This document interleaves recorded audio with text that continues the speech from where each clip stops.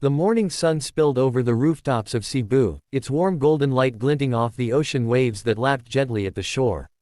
In the small, bustling neighborhood of Isla's home, the streets hummed with life, vendors shouting their greetings, the clatter of tricycles weaving through narrow alleys, children laughing as they chased one another barefoot along the pavement.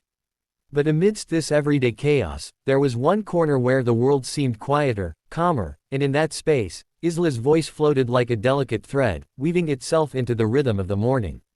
17-year-old Isla stood on the tiny balcony of her family's home, clutching the worn notebook that had become a repository of her dreams.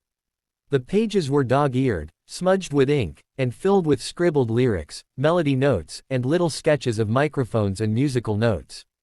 The notebook was more than paper and pen, it was her lifeline, her portal to a world far beyond the narrow streets of her hometown. Her fingers traced the words of a song she had written the previous night, the one she had imagined performing for thousands, though only the wind in her small family bore witness to it. Her voice rose, trembling at first, soft as a whisper, then steady, resonant, carrying the weight of a heart that had known hardship and hope in equal measure.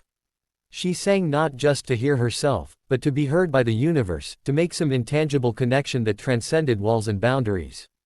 Her father, a fisherman, was already preparing his nets in the backyard, occasionally glancing at her with a quiet smile. Her mother was sweeping the small courtyard, humming along with the faint tune of her daughter's voice. In moments like this, the world felt infinite, yet contained in the warmth of her family's presence. Isla's life was not without its struggles. Money was always tight, the family lived in a modest house with cracked walls and a tin roof that rattled during the monsoon season. Her father's earnings were unpredictable, dependent on the whims of the sea and the mercy of the fish market. Her mother worked part-time at a nearby bakery, kneading dough and serving customers with a practiced smile that concealed her fatigue. Yet, despite the hardships, they supported Isla's passion. "Sing, Iha," her mother would say, brushing a stray strand of hair from her face. "Sing until the world stops to listen." Music had been Isla's refuge since she was a child. She remembered sitting on the floor of her tiny room, listening to old recordings her father had collected over the years, classic ballads, soulful tunes from overseas, and occasionally, contemporary pop songs that made her heart race. She learned to mimic every note, every tremble in a voice, not to copy, but to understand the emotions hidden in the music. And when she sang, she didn't just perform, she became a storyteller, channeling every joy, fear, and sorrow she had ever felt. School had been a challenge in its own way. Isla was bright, but her mind was often elsewhere, dreaming of melodies while teachers lectured on mathematics and science. Her classmates noticed her talent early on. Sometimes, they would gather during breaks, begging her to sing, forming small, appreciative audiences. But jealousy and gossip occasionally followed, especially from those who could not understand why someone would dedicate hours to something as ephemeral as music when life demanded practical skills. Yet Isla's resolve only strengthened.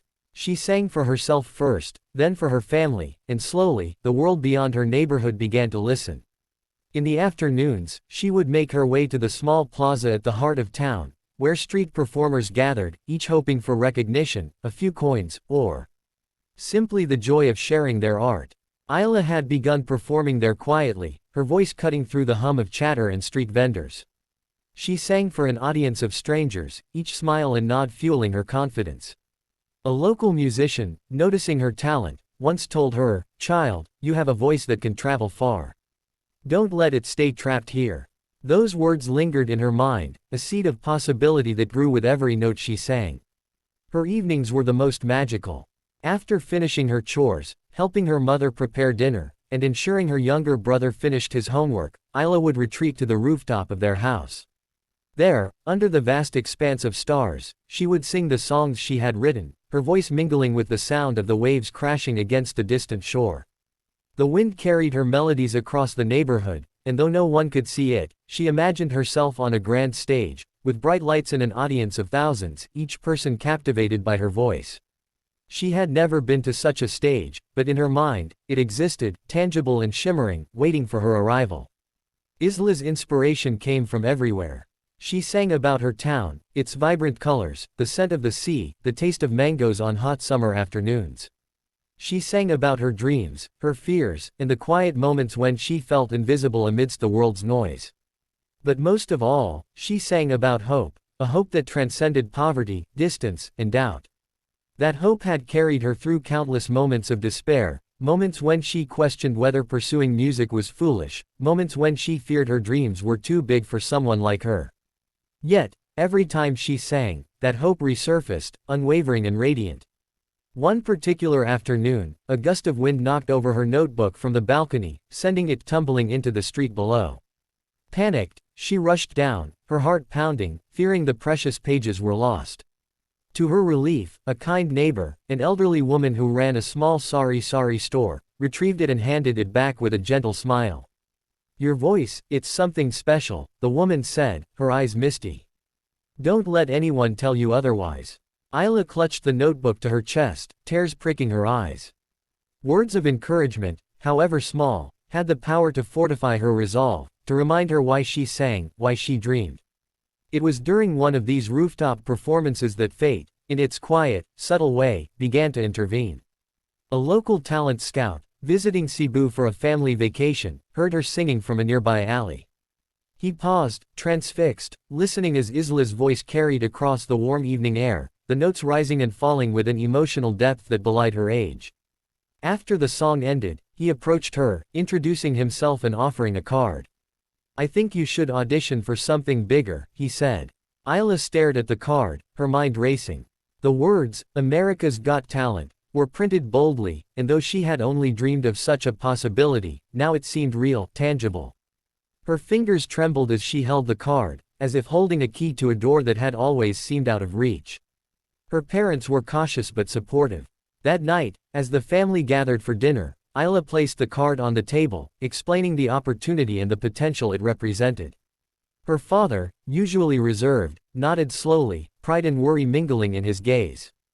"If this is what you want, Iha, we will find a way," he said. Her mother reached over, squeezing her hand, her eyes shining. "The world deserves to hear your voice," she whispered. For the first time, Isla felt the weight of possibility, the stirring of a dream that might finally step beyond the confines of her small town. As night fell over Cebu, the city lights flickering like fireflies against the darkness, Isla stood on the balcony once more, her gaze fixed on the horizon. Somewhere beyond the mountains and the ocean lay a stage that could change her life, a stage where her voice could soar, unbound by geography, unbound by circumstance. She inhaled deeply, feeling the salty breeze against her skin, and with a steadying breath, began to sing again. Her notes rose higher, clearer, filled with longing and determination, as if each one carried a message to the universe, that she was ready, that she was willing, that she would not let fear or doubt silence her. And in that quiet, powerful moment, Isla understood something essential. Talent alone was not enough to reach the stars, it was courage, persistence, and the willingness to dream even when the odds were stacked against her that truly mattered. Her heart swelled with a mix of fear and exhilaration, a feeling she would come to know intimately as her journey unfolded. For now, she had the sun at her back, the sea at her feet, and a song in her heart, a song that would carry her farther than she had ever imagined.